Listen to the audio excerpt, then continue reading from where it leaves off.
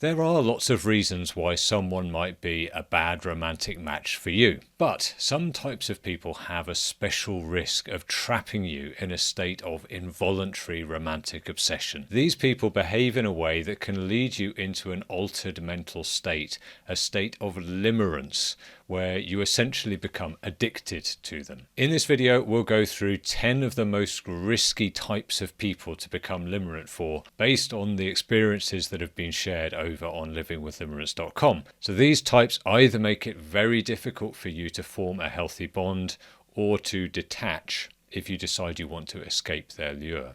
Sometimes both.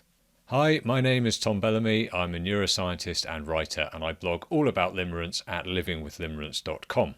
I'm also the author of the book Smitten that explains how neuroscience can help us make sense of limerence and how to recover from it. Okay, let's get to that bottom 10 list of people to avoid if you're looking for healthy romance. Number 1 is narcissists. So this is the obvious first choice. Narcissists, by definition, will put themselves first. They will like the attention that you give them, and so they want to keep you hooked. They'll manipulate your emotions to encourage you because they enjoy your devoted infatuation, because it validates their high self-regard. They'll breadcrumb you with enough attention and affection just to keep you following them, to keep hope alive, but they'll likely not give you any substantial support or commitment. Narcissists will resist all your attempts to disengage, so they will likely circle back after long periods of showing disinterest to see if they can rekindle your desire, and that of course plunges you back into hope and uncertainty. Bluntly, narcissists are in it for themselves. Meaningful reciprocity is just not going to happen. Number 2, players of games. Some people see dating and romance as a game, perhaps even a contest or a battle of wills. These people take pleasure in provocative banter, in teasing and boundary pushing, even things like negging or testing or playing hard to get, even outright gaslighting.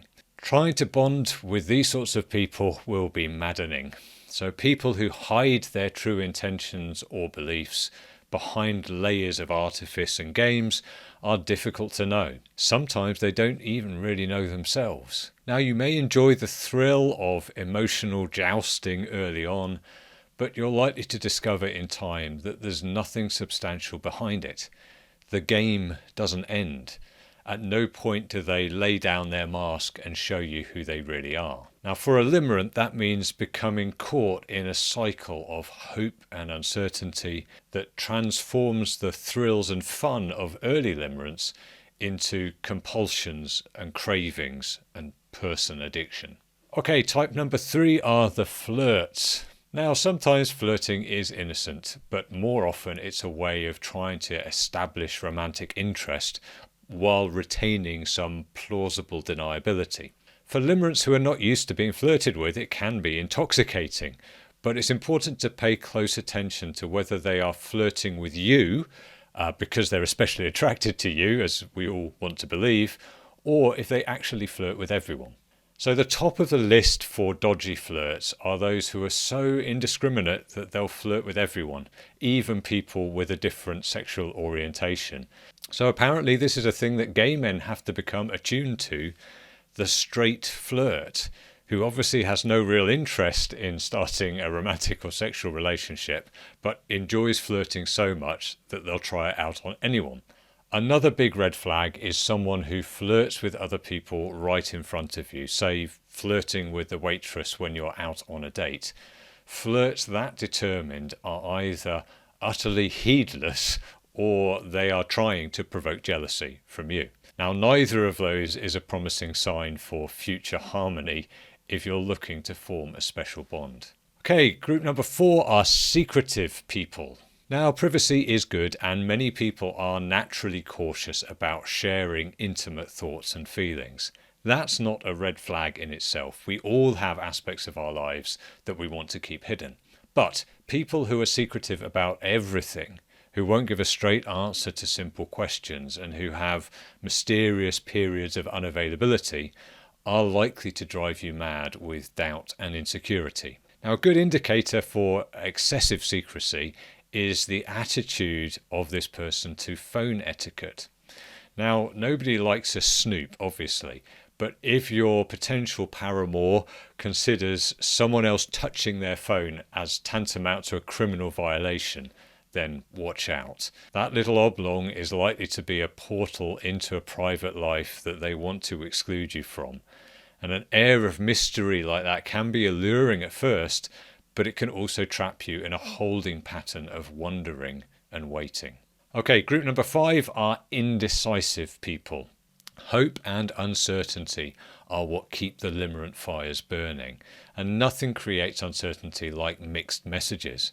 If your limerent object is indecisive, so sometimes they reach out to you, but sometimes they pull back, and they fail to commit, you can get caught in the agony of limerent's limbo. So this is where you're waiting and wondering how they really feel. It's hard to bond to somebody who's that non-committal, but it's easy to get addicted to them as you try out every tactic you can think of to get some clarity about what they want and how they really feel. It's like trying to crack a code. Unfortunately, the indecision is rarely a result of your failure to adapt yourself properly to their needs. They have their own reasons for vacillating over decisions. Meanwhile, you try to find the right combination of words and actions that will make them choose you. It's like trying to dance when you can't hear the music. Number 6, unavailable people. The problem with this class of people is less about them and their personality and more about circumstances. But it's just as difficult a situation for limerents to cope with. If you are drawn to people who are unavailable, either emotionally or practically, then that limerent glimmer of attraction will become a curse. Trying to bond with someone who is aloof or uninterested or absent for long periods is like trying to build a relationship on foundations of sand. Your romantic life gets wasted on rumination, and you delay and wonder and dream wishful daydreams. And all the while that you're doing this, you're getting more addicted to the fantasy of them that you've created in your mind. Number 7 is forbidden fruit. So the most transgressive of unavailable people are those who are out of bounds for one reason or another. So maybe the married person who proposes an affair, or the authority figure who wants to potentially compromise their integrity, or the flirtatious student, or the straight girl who might be tempted into a bi-curious dalliance. If the excitement of seduction, of disobedience, of surrendering your will to that illicit temptation is part of the thrill for you, well, it's unlikely to transform into a lasting, authentic bond. Generally speaking, it's better to stay away from people who you know you shouldn't be pursuing, or who you know shouldn't be pursuing you, than it is to deal with the consequences when they inevitably arrive. Number 8, people with chaotic lives.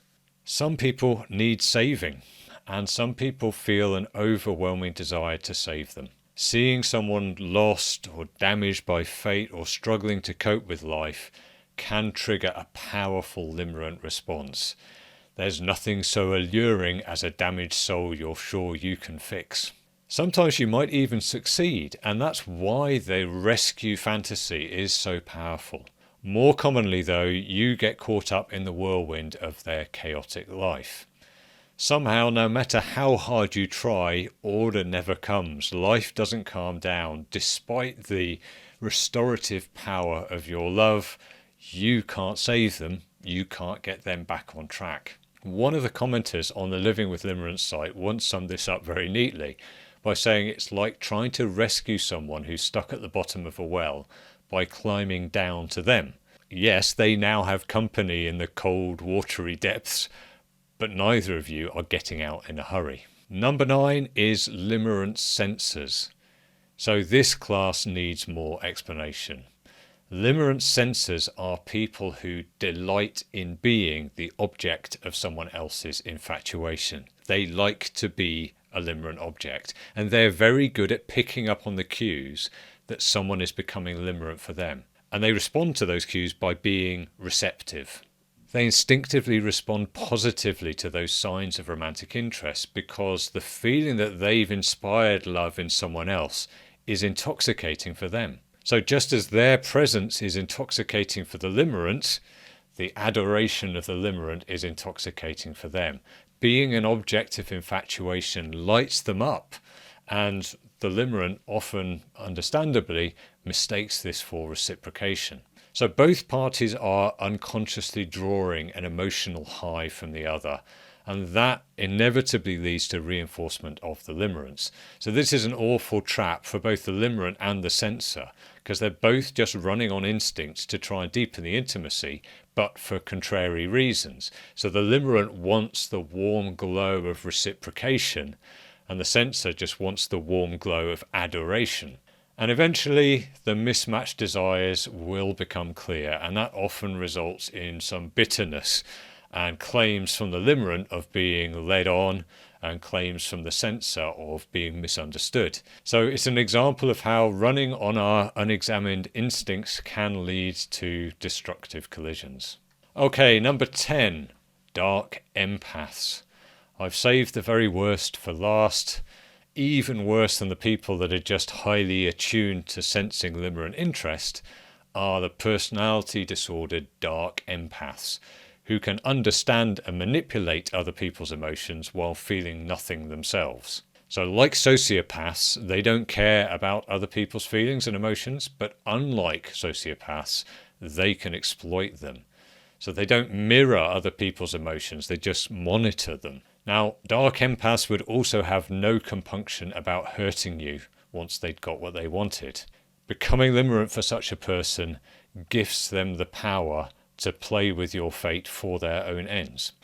They will do whatever makes you compliant and attached to them so that they can use that devotion. Now, you'll not be able to predict their behavior if you become limerent for them because you're working from the assumption that they have normal human emotions and react normally. So dark empaths can sometimes be identified by the trail of broken friendships and relationships behind them. So they're able to form close connections quickly because they're charming and because they're good at picking up on emotions, but they're not good at making them last once their true nature becomes obvious. So avoid those people at all costs because they're likely to lead you into misery. Okay, so those are the bottom 10 list of people to avoid if you want to escape romantic heartache. And yes, this is obviously a rather judgmental list, but none of these red flag signs are universal signs of romantic incompatibility. Obviously, we all have our character flaws, nobody's perfect, and I'm not trying to judge the value of these personality types as individual people. But these are behaviors that are likely to result in worsening limerence for you if you have that romantic temperament yourself. And this list is based on the hard-won experience from limerents who have been through this, been through the heartache, and shared their stories on the site at livingwithlimerents.com. Now, if you do think that you have become limerent for one of these types of people and now you want to escape, check out this video next for tips on what to do to recover your freedom from the intense infatuation of limerence. Okay, that's it. Thanks for watching. Subscribe if you'd like more, and I'll see you next time.